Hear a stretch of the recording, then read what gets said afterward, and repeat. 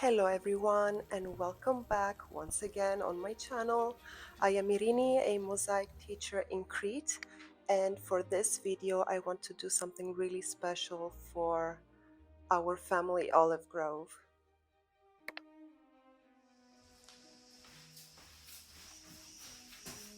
Can you hear that? Me neither. It's probably one of the first mornings I get to open the windows and I don't have to hear drilling, people yelling. So we're gonna take advantage of the situation, and today I'm gonna show you how to make some identifiers or tags with this here. Okay, let's start by cutting a piece of clay off to work with. I got this wire that is made exactly for this purpose. So the reason why I'm not speaking so much in the video is because of the cicadas, and it can be a bit annoying, so I'm already apologizing for that. I'm sorry for the loud cicada noise.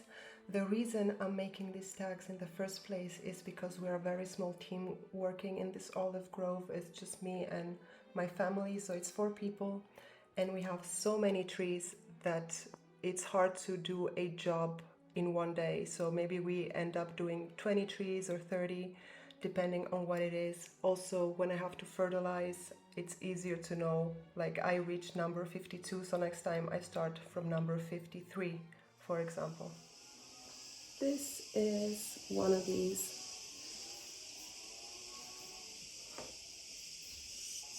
Now what we're going for is 200 pieces, so I'll try to work a bit fast so then I can move to the next stage.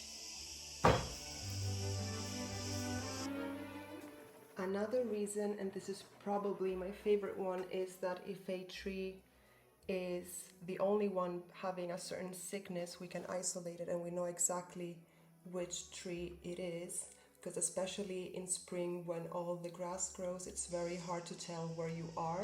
I get lost in the olive grove all the time. So I've been growing out my nails and I forgot how inconvenient they are when you're working with clay, because I'm accidentally scratching the fresh clay.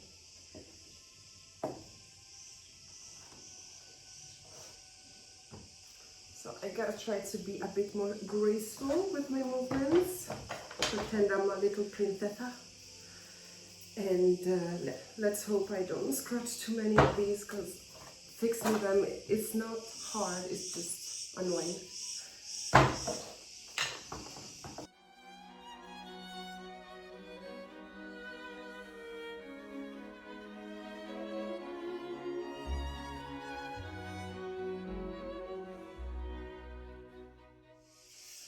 So we got 50 pieces. I'm gonna start with these. I'll start marking them and then I'll see what time it is, and if I have time I'll make another 50.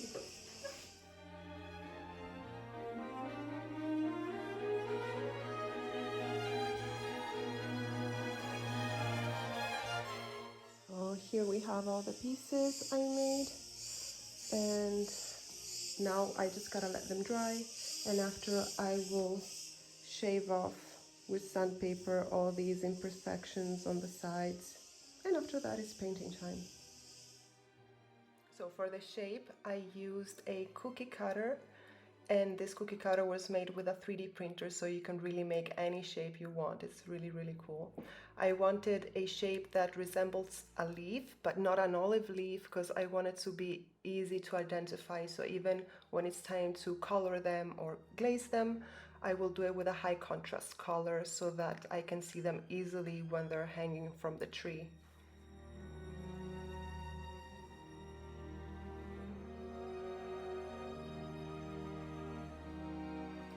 One thing I didn't account for was the direction of the numbers, so I accidentally put all the numbers upside down and I realized only when the job was done, so I don't mind. But yeah, if I were to do it again, I would definitely put the numbers in the right direction. The pieces now are completely dry, so I'm gonna start smoothing them out.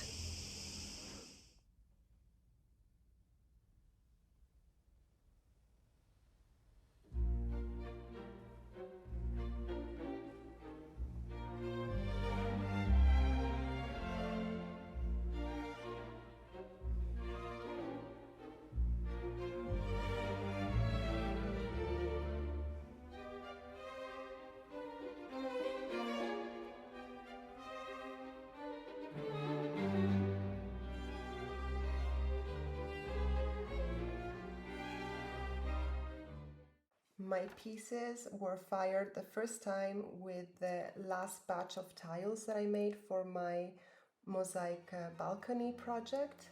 So I was very lucky that I had enough pieces to fill the kiln so I can fire it.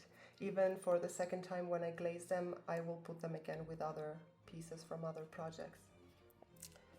For the glazing, I ended up using two methods. I actually used the first one for very little. I wanted to compare the two. So the first one is just brushing the color on top, and you need 2 to 3 layers so it's properly covered. The second method is just dipping it into the glaze, and I rather use this method. It's much faster, even though I might end up with some air bubbles, but I don't really mind the final look even with those, so I did it quite fast by just dipping them in.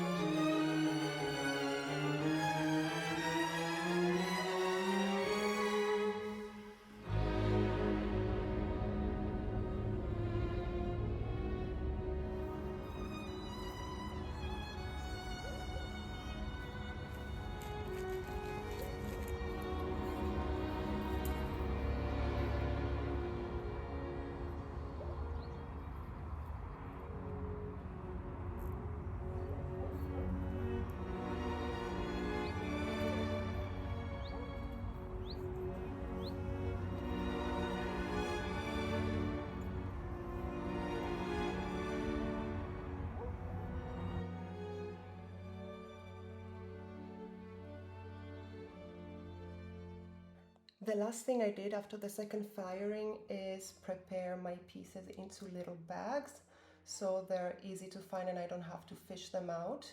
And this made my work much easier, although I wasn't done.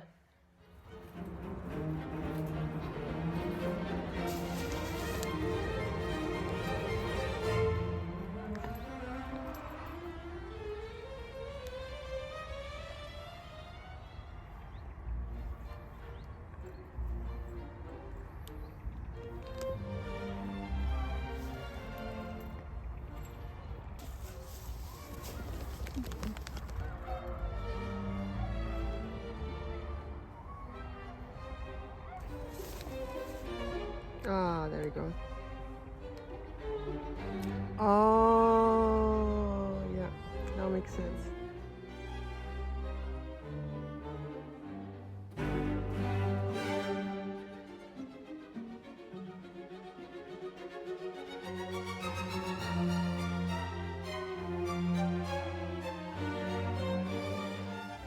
So we ended up going on a day that was in between rainy days, so we thought it wouldn't rain, or at least the weather forecast said so. Unfortunately, after around 20 trees, it started raining a little bit, so we obviously didn't manage. But I think even if it didn't rain, we wouldn't have managed to put all the tags on. So in a future video, I will let you know how many trees we ended up having in the end, and leave in the comments how many trees you think we have. Don't forget to like and subscribe, and I will see you in the next one.